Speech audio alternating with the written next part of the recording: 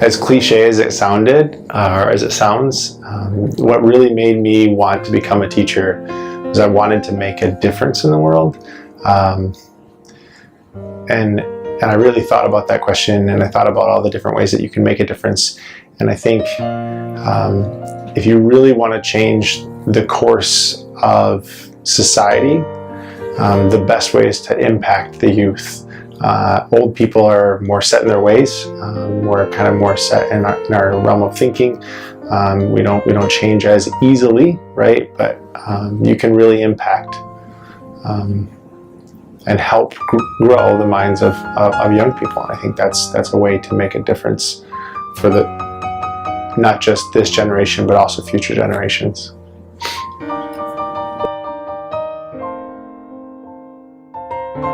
Teaching higher level classes isn't necessarily all that much different than teaching lower level, or like freshman level classes, in the regard that like you're still trying to get students just to think about things differently and represent their thoughts. And oftentimes I also find that in doing that and in working with the higher level content, you're still trying to go back and figure out some of the content that people don't remember or didn't actually understand from previous classes as well. So I think there's a lot of overlap, and there's a lot of overlap in style. It's really just problem solving. It's just different content with which you're problem solving.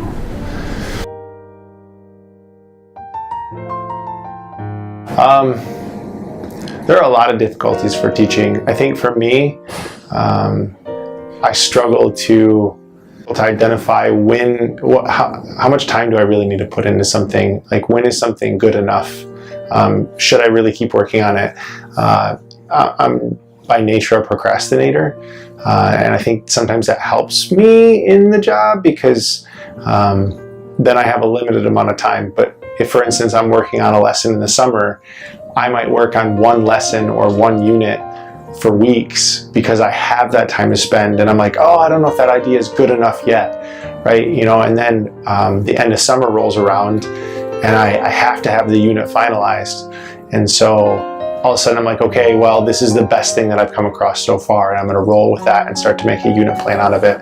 So I think sometimes that idea of like time management can be a big issue, especially considering, as a teacher, I also have a family, so it's how much time do I spend grading, how much time do I spend like lesson prepping, like how much time do I spend searching for new ideas on how to present this topic or new technologies that I can use, and then also like that whole time management piece with the dad. So I think time becomes probably one of the biggest issues for me.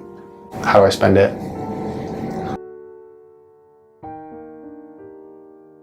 And I'm very excited to take another class with Painter. At first I didn't, because I just wasn't used to it and having to learn by yourself, but now that I've taken more classes with him, I've retained a lot of the information from previous classes with him, so it is really beneficial when building math skills. I decided that I really wanted to coach because I wanted to be connected with the school and the students in a different way. I think you get certain connections that you form in the class, but just like if a student were to run into me at the grocery store, all of a sudden it kind of humanizes, like the teacher actually eats. I don't understand, why do they need to buy groceries? I remember feeling that way as a kid, where it's just so strange, you almost feel like your teachers sleep in the back room and they never leave, and I don't know if they're robots. And I think you develop relationships and it humanizes you, and it just kind of builds a more well-rounded view of the teacher, but also relationship with the students and the athletes and the school community itself. So it really gives me a way to connect with the school community differently, to add value in another way, but really to develop some of those relationship pieces. Coaching soccer and teaching have a lot of similarities. I think when you look, you're just teaching a different topic, right? Obviously, at times it becomes easier on the soccer field because all of the athletes really want to be there and they want to they want to be performing in the game, and they really want to earn the play time. And you know, whereas in the classroom, like, some students want to earn the grade, some students don't. Not everybody really cares all the time about the content. You know, you have to kind of make that interesting, whereas soccer, or at least help students see that it's interesting, right, in the classroom, whereas soccer itself, like, they already have this intrinsic motivation to do well there, and they're already interested. But still, the idea is, like, how do you get students or athletes to understand, like, why do we do this? How can I use this on the soccer field? When can I use it? As opposed to just teaching skills in isolation. I think there's a lot of matchup there, right? We're just trying to get people to think and perform in a different avenue. I mean, obviously there's different skills that are taught, but still, soccer is a beautiful game of thinking. So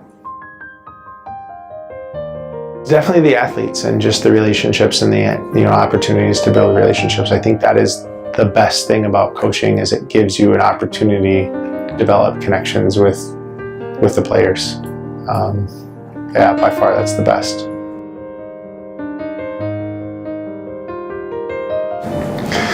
When I find a way to balance all three, I will let you know. I constantly feel like I'm falling short in one, if not all three areas.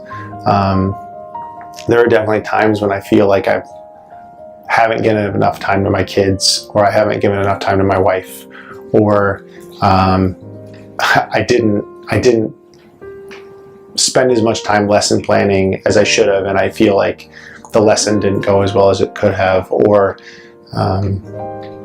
you know, or maybe I should have been watching a little bit more video so that I could have actually helped, you know, prep for that next game. Or I just feel like I'm constantly falling short. I don't know how to find the right balance. Somebody once said it's like you're just trying to figure out how to satisfy, right? Like, how much is enough to be satisfactory?